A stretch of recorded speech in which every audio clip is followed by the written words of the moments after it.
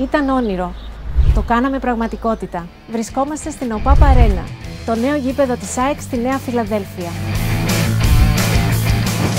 Η ΟΠΑΠ Αρένα φιλοξενεί σε κάθε αγώνα μας πάνω από 30.000 θεατές, σύμφωνα με τα πρότυπα των γηπέδων κατηγορίας 4 FIFA και UEFA Elite. Είναι ένα έργο που τηρεί τις αρχές προστασίας του περιβάλλοντος και της ποιότητας ζωής των κατοίκων της Αθήνας.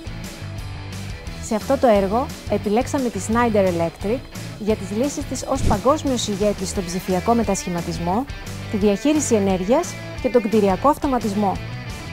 Για τις βέλτιστες λύσεις της, από το διακοπτικό υλικό μέχρι τις πολυσύνθετες, κεντρικά διαχειριζόμενες και βιώσιμες ηλεκτρολογικές και ψηφιακές υποδομές, αλλά και τις κορυφαίες λύσεις εξοπλισμού της Schneider Electric, όπως ηλεκτρολογικούς πίνακες, μετασχηματιστές διανομής, ροηφόρους αγωγούς, μονάδες UPS και racks.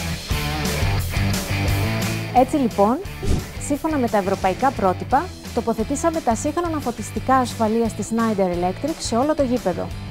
Εγκαταστήσαμε τους προηγμένους σταθμούς φόρτισης ηλεκτρικών οχημάτων και εφαρμόσαμε το σύστημα διαχείρισης κτηρίου BMS, διασφαλίζοντας ιδανικές συνθήκες φωτισμού, θέρμανσης και ψήξης.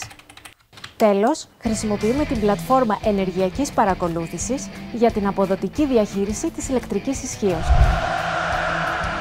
Η ΟΠΑΠ Αρένα δεν είναι ένα απλό γήπεδο. Όπως και η ΑΕΚ δεν είναι μια απλή ποδοσφαιρική ομάδα, αλλά μια μεγάλη ιδέα. Είμαστε λοιπόν και πάλι εδώ, αλλά δεν είμαστε μόνοι μας. Έχουμε δίπλα μας ξεχωριστούς συνεργάτες, όπως η Schneider Electric. Μαζί τροφοδοτούμε συνεχώς τα όνειρά μας με νέα ενέργεια για τις γενιές του παρόντος και του μέλλοντός μας.